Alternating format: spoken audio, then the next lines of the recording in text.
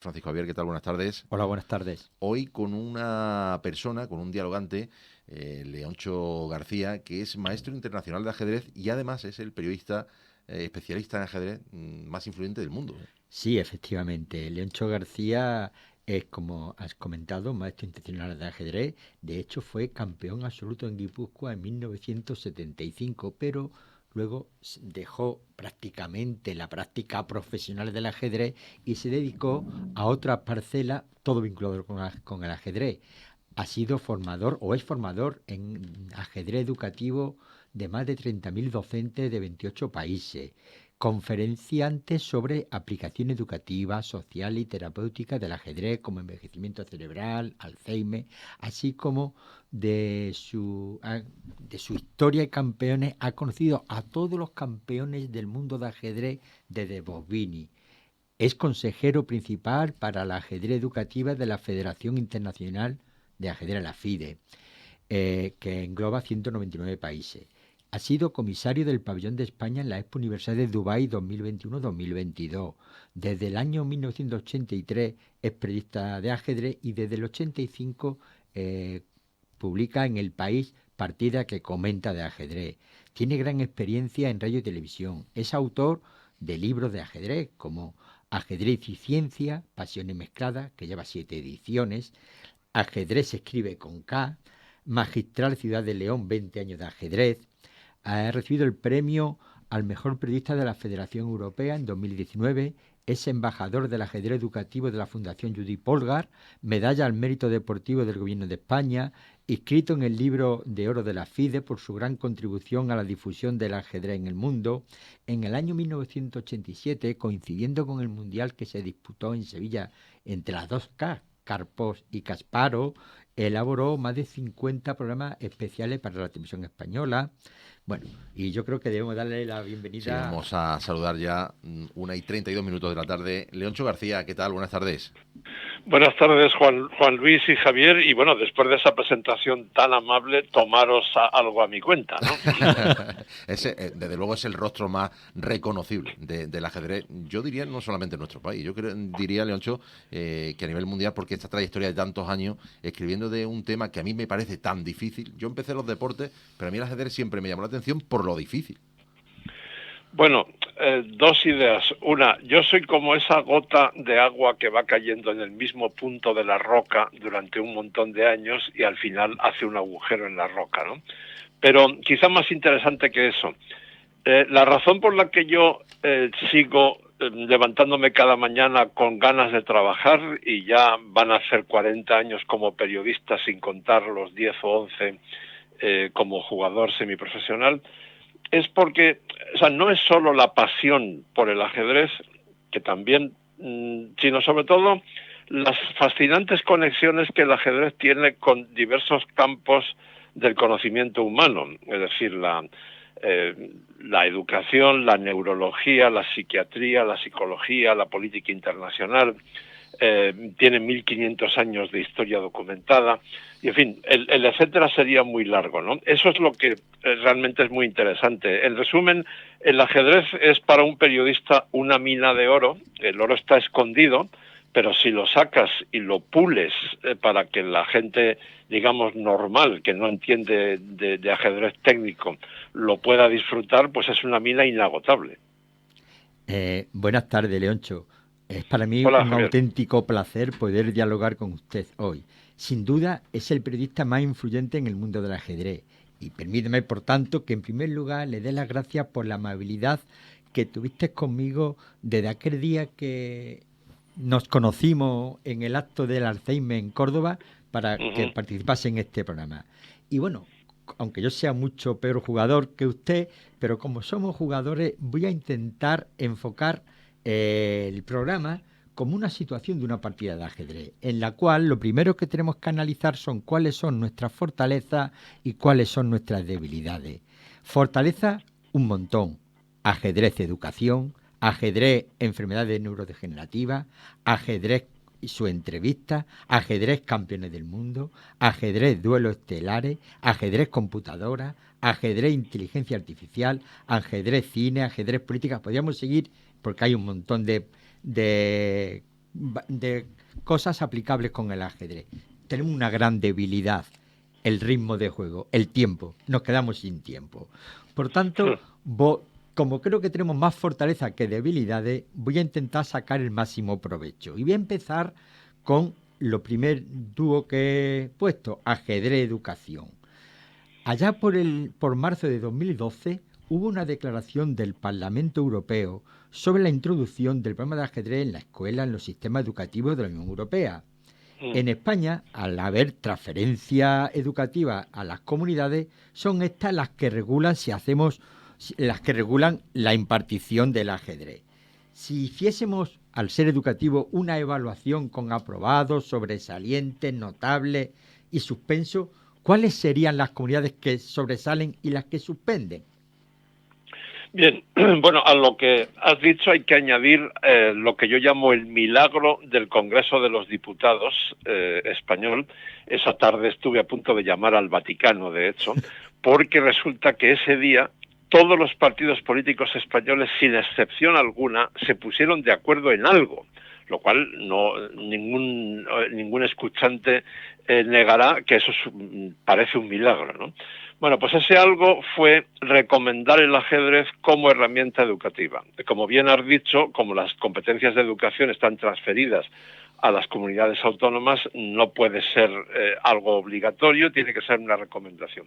Pero es muy significativo que en 3 o 4 años posteriores solamente 10 de las 17 comunidades autónomas introdujeron el ajedrez de una manera u otra en horario lectivo. Ojo, no estoy contando, habría que añadir los miles de colegios españoles que lo tienen como actividad extraescolar en las 17 comunidades autónomas y también en Ceuta y Melilla, y aquellas comunidades en donde, si bien no existe un programa oficial del gobierno autonómico, sí hay muchos colegios que lo tienen por iniciativa propia de una manera u otra. Ahora, yendo muy concretamente a tu pregunta, de esas 10, yo creo que hay 5 que lo están haciendo extraordinariamente bien, y no lo digo yo, las 5 han recibido la etiqueta de modelo de buenas prácticas para el resto del mundo por parte de la Federación Internacional de Ajedrez, que son Cataluña, Aragón, Andalucía, Canarias y Baleares.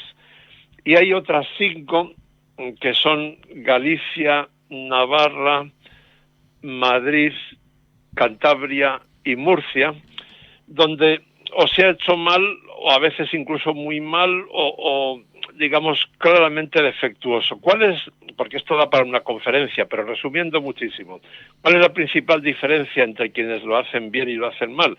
En las 5 que he mencionado como ejemplos, están utilizando sobre todo el método transversal e interdisciplinar. ¿Qué quiere decir eso? No hace falta quitar nada del currículo ni del horario para meter ajedrez en su lugar.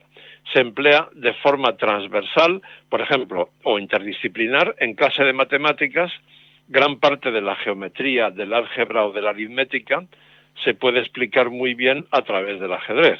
O se puede dar ajedrez en inglés en la misma hora.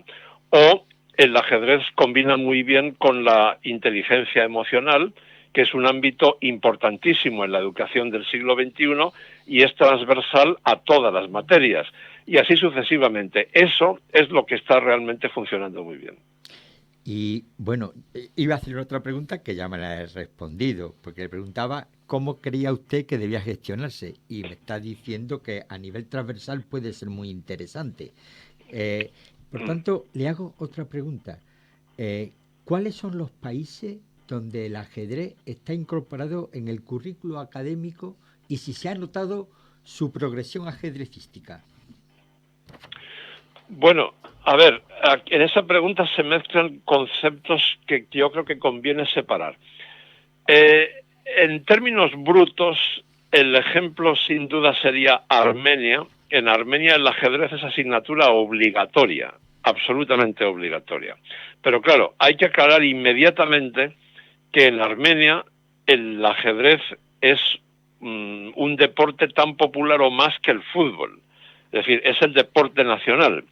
Entonces, claro, allí la situación social es totalmente distinta. lo que funciona en Armenia difícilmente puede funcionar en casi todo el resto del mundo. Hace poco en Georgia, que es un país vecino, han tomado una situación similar. En Georgia también el ajedrez es popularísimo. Pero si hablamos con los pies en el suelo, es decir, ¿qué modelos pueden ser útiles para el resto del mundo desde una perspectiva realista? Pues ahí hablaríamos de Hungría, donde gracias a la Fundación Judith Polgar también se está aplicando el método transversal e interdisciplinar desde los niños de 3 años, ya desde preescolar o infantil, como lo llamamos nosotros, y España, que por lo que he explicado antes está en la vanguardia mundial, y luego hay iniciativas también muy interesantes en varias provincias argentinas, en todo el país de Uruguay, en Andorra, en varios sitios de Estados Unidos, Alemania, Reino Unido, Rusia, India, en fin, en países muy diversos, donde generalmente el índice de satisfacción es muy alto. Por dar datos que tengan una fuente claramente oficial y que yo conozco bien, por ejemplo, en Cataluña tienen una experiencia, creo que está entre los 12 o 13 años ya, de ajedrez en horario lectivo, impartido por maestros de escuela, tal como he explicado antes, y el índice de satisfacción entre los docentes de primaria es superior al 80%, y entre lo digo en femenino porque casi siempre son mujeres, las docentes de infantil, niños de 3 a 6 años, supera el 90%.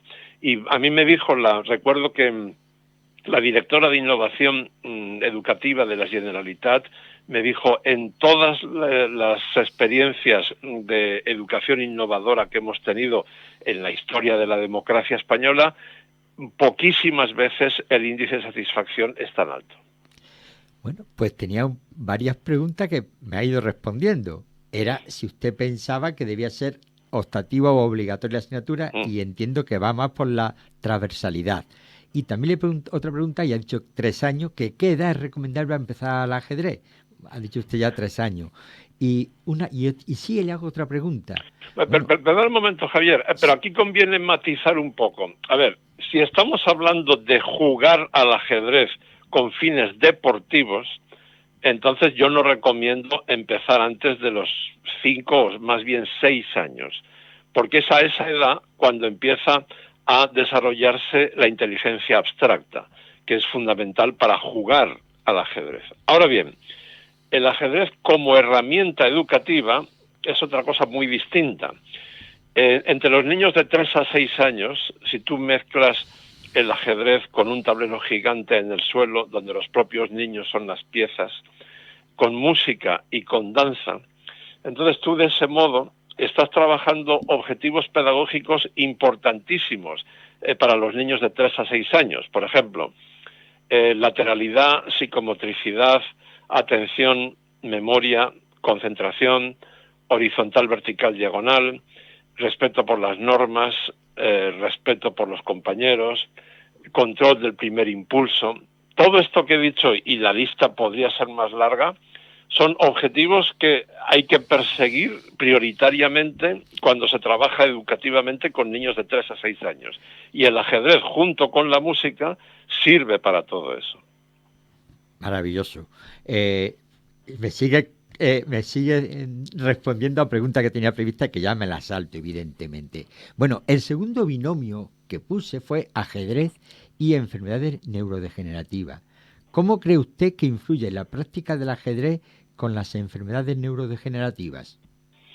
Bueno, no es que lo crea yo, quiero matizar que lo que voy a decir ahora está plenamente respaldado por evidencia científica. El ajedrez es un magnífico gimnasio mental para retrasar el envejecimiento cerebral y, por tanto, el Alzheimer.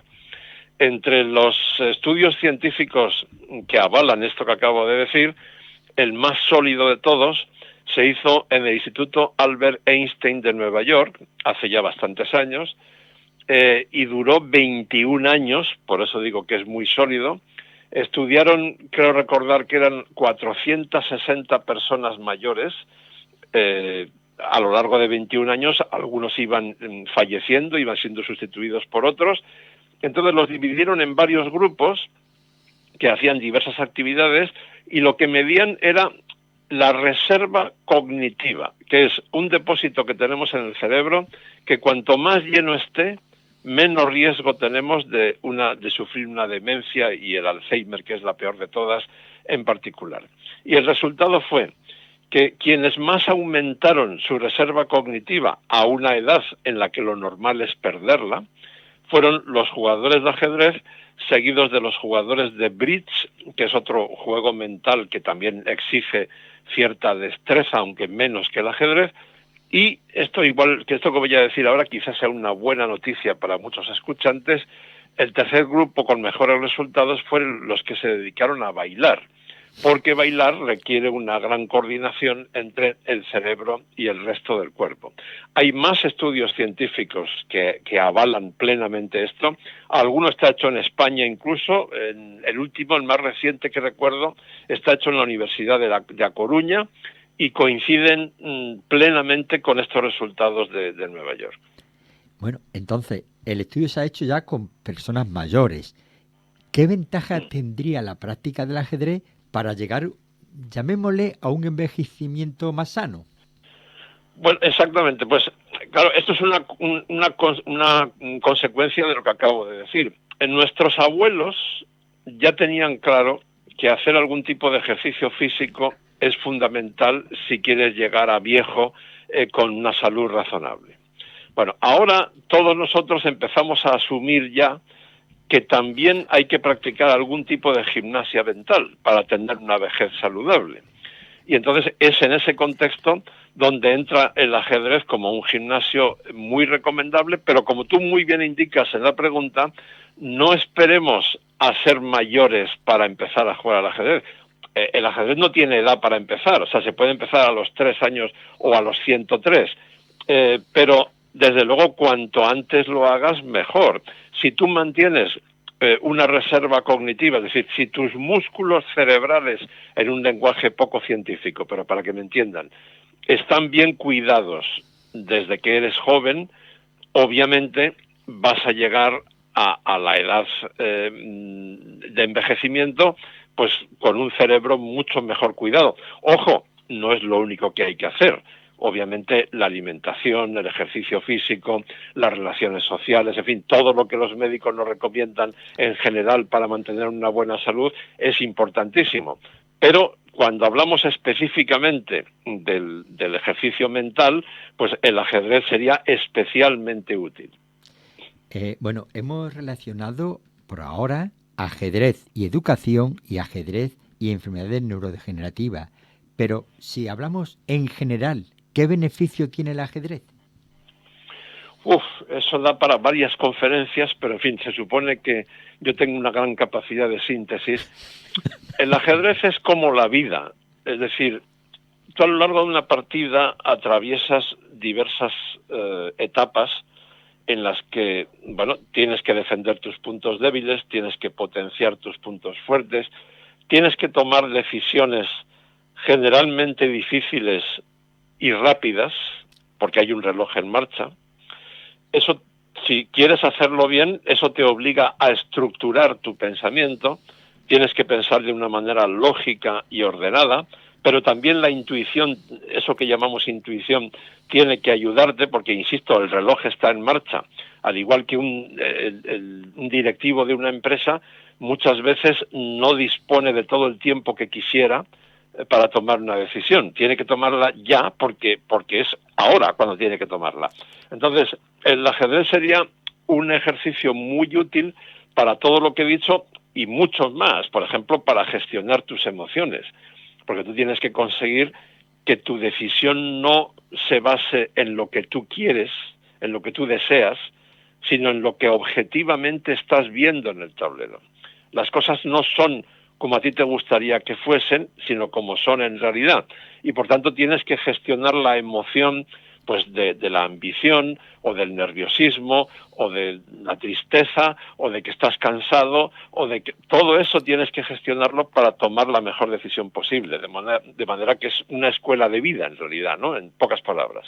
Pues evidentemente, con lo que estás diciendo, creo que compartirás conmigo que la frase de Miguel de Unamuno, que el ajedrez procura una suerte de inteligencia que sirve únicamente para jugar al ajedrez, no la compartirá. Bueno, Y eso tiene su historia. Yo he investigado sobre esa frase, he leído bastante a Unamuno, he hablado con descendientes suyos y con personas que han investigado aún más que yo esta frase. Y bueno, en resumidas cuentas, Unamuno, como les pasó a otros grandes de la ciencia y de la cultura, por ejemplo Ramón y Cajal tuvo que elegir entre el ajedrez y la ciencia cuando era joven. Por fortuna para la humanidad eligió el ajedrez, pero cuando se jubiló, perdón, a la para fortuna ciencia. para la humanidad eligió la ciencia, me he equivocado. Pero luego cuando se jubiló volvió al ajedrez.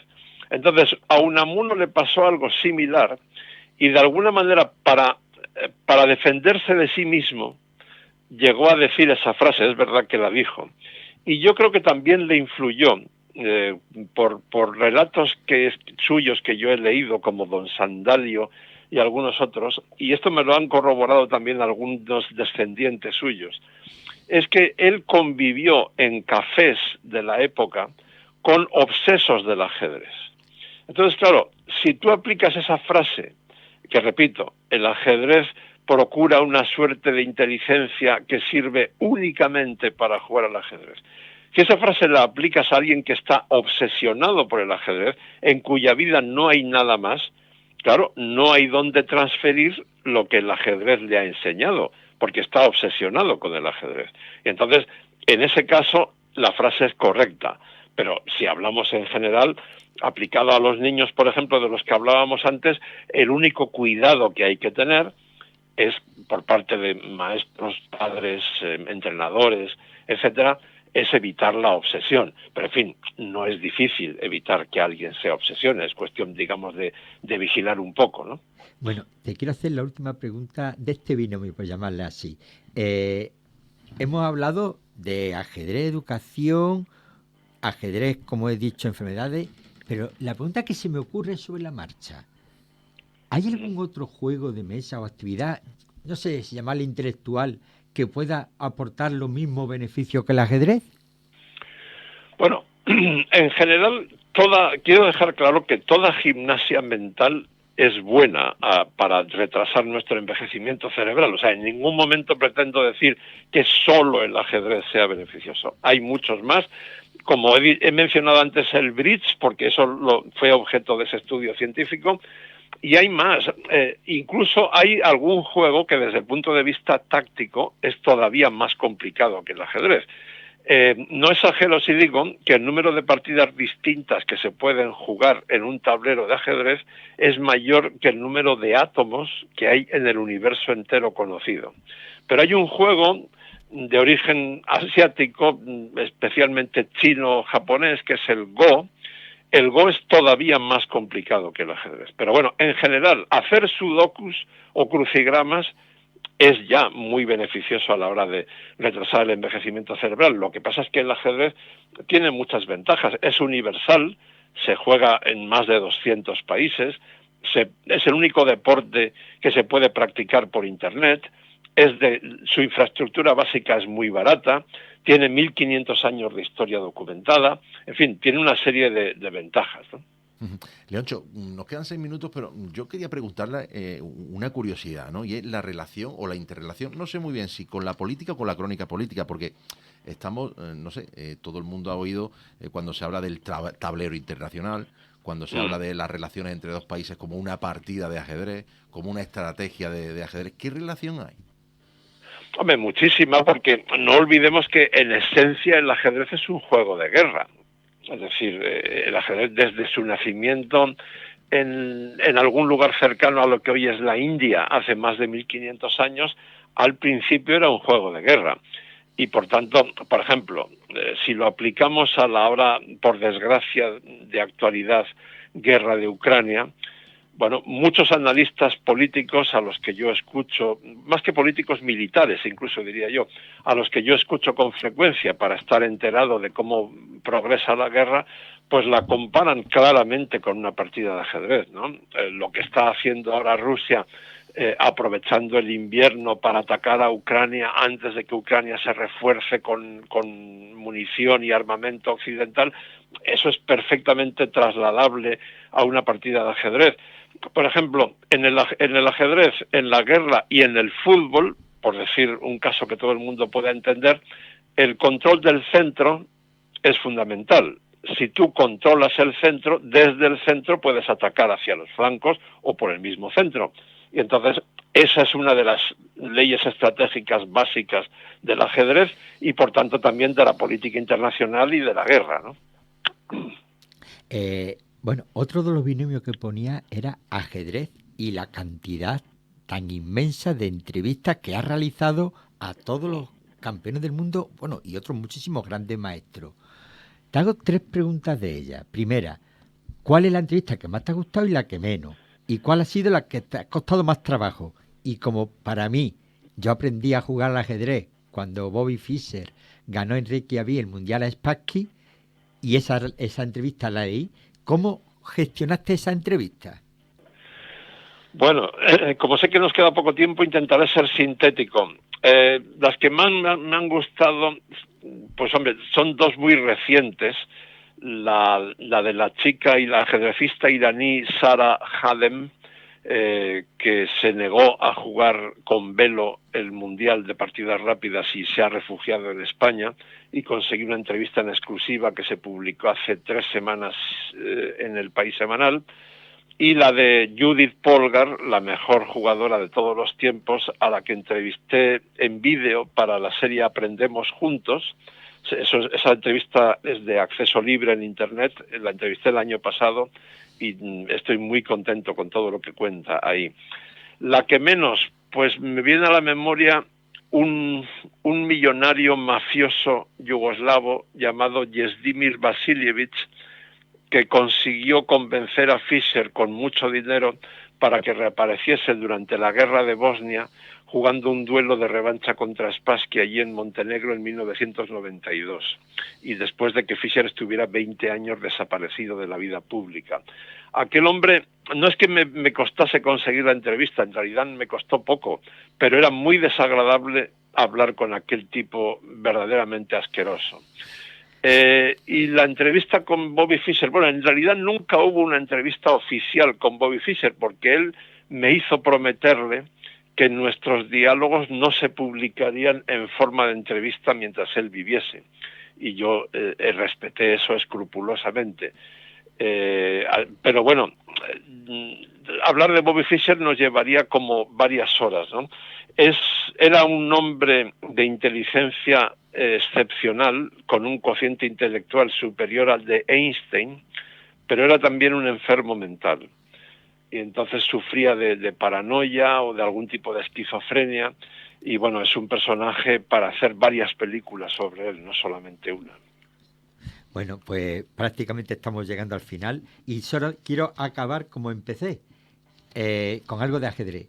Caixa nos ha sonreído. Leoncho García, maestro, ha sido un placer tenerlo en los micrófonos de la cadena SER del Guadiato.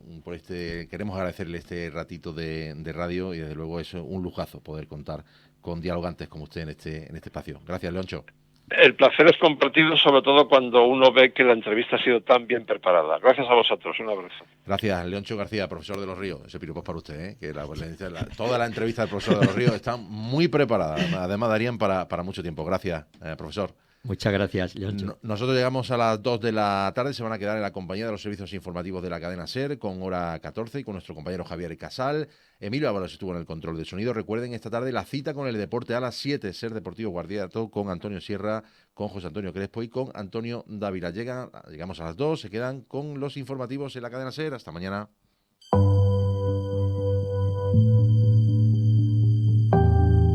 En la cadena SER del Guadiato,